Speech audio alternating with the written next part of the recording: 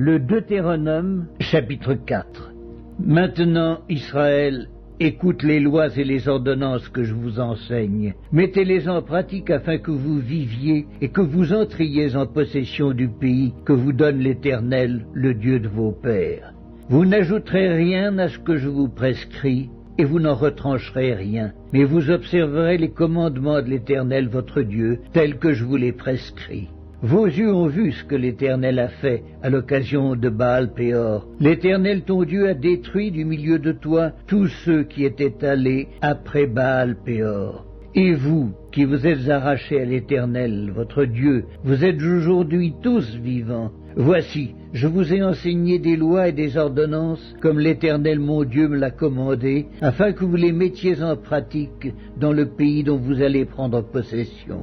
Vous les observerez et vous les mettrez en pratique, car ce sera là votre sagesse et votre intelligence aux yeux des peuples qui entendront parler de toutes ces lois et qui diront « Cette grande nation est un peuple absolument sage et intelligent ». Quelle est en effet la grande nation qui est des dieux aussi proches que l'Éternel notre Dieu l'est de nous toutes les fois que nous l'invoquons? Et quelle est la grande nation qui est des lois et des ordonnances justes comme toute cette loi que je vous présente aujourd'hui? Seulement, prends garde à toi et veille attentivement sur ton âme tous les jours de ta vie, de peur que tu n'oublies les choses que tes yeux ont vues et qu'elles ne sortent de ton cœur. Enseigne-les à tes enfants et aux enfants de tes enfants. Souviens-toi du jour où tu te présentas devant l'Éternel ton Dieu à Horeb, lorsque l'Éternel me dit « Assemble auprès de moi le peuple ». Je veux leur faire entendre mes paroles, afin qu'ils apprennent à me craindre tout le temps qu'ils vivront sur la terre, et afin qu'ils les enseignent à leurs enfants.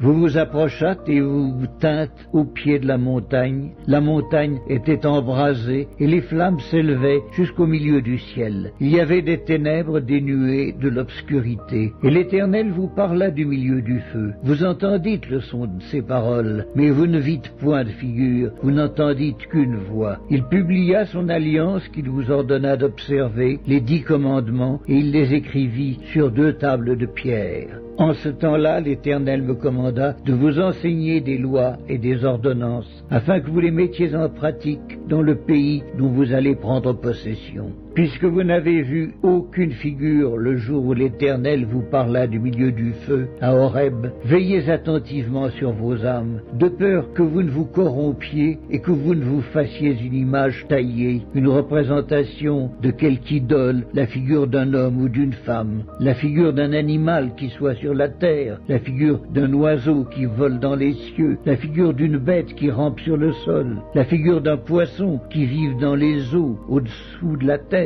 Veille sur ton âme, de peur que, levant tes yeux vers le ciel et voyant le soleil, la lune et les étoiles, toute l'armée des cieux, tu ne sois entraîné à te prosterner en leur présence et à leur rendre un culte. Ce sont des choses que l'Éternel ton Dieu a données en partage à tous les peuples sous le ciel tout entier. Mais vous, l'Éternel vous a pris et vous a fait sortir de la fournaise de fer de l'Égypte, afin que vous fussiez un peuple qui lui appartint en propre, comme vous l'êtes aujourd'hui. Et l'Éternel s'irrita contre moi à cause de vous, et il jura que je ne passerai point le Jourdain, et que je n'entrerai point dans le bon pays que l'Éternel ton Dieu te donne en héritage. Je mourrai donc en ce pays-ci, je ne passerai point le Jourdain, mais vous le passerez et vous posséderez ce bon pays. Veillez sur vous, afin de ne point mettre en oubli l'alliance que l'Éternel votre Dieu a traitée avec vous, et de ne point vous faire d'image taillée, de représentation quelconque que l'Éternel ton Dieu t'ait défendu. Car l'Éternel ton Dieu est un feu dévorant, un Dieu jaloux.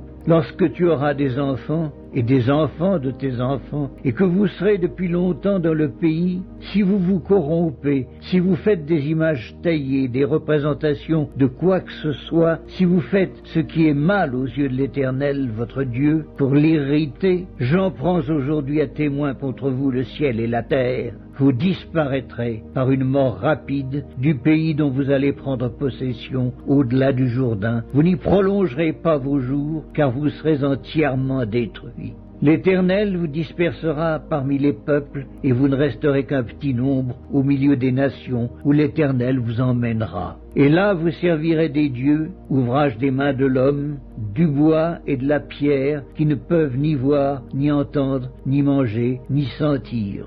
C'est de là aussi que tu chercheras l'Éternel ton Dieu, et que tu le trouveras si tu le cherches de tout ton cœur et de toute ton âme. Au sein de ta détresse, toutes ces choses t'arriveront. Alors, dans la suite des temps, tu retourneras à l'Éternel ton Dieu, et tu écouteras sa voix. Car l'Éternel ton Dieu est un Dieu de miséricorde, qui ne t'abandonnera point, et ne te détruira point. Il n'oubliera pas l'alliance de tes pères, qu'il leur a jurée. Interroge les temps anciens qui t'ont précédé depuis le jour où Dieu créa l'homme sur la terre et d'une extrémité du ciel à l'autre. Y eut-il jamais si grand événement? Et a-t-on jamais ouï chose semblable? Fut-il jamais un peuple qui entendit la voix de Dieu parlant du milieu du feu, comme tu l'as entendu, et qui soit demeuré vivant? Fut-il jamais un Dieu qui essaya de venir prendre à lui une nation du milieu d'une nation, par des épreuves, des signes, des miracles et des combats, à main forte et à bras étendus, et avec des prodiges de terreur, comme l'a fait pour vous l'Éternel votre Dieu en Égypte, et sous vos yeux? Tu as été rendu témoin de ces choses, afin que tu reconnusses que l'Éternel est Dieu, qu'il n'y en a point d'autre. Du ciel, il t'a fait entendre sa voix pour t'instruire, et sur la terre il t'a fait voir son grand feu, et tu as entendu ses paroles du milieu du feu. Il a aimé tes pères, et il a choisi leur postérité après eux. Il t'a fait lui-même sortir d'Égypte par sa grande puissance. Il a chassé devant toi des nations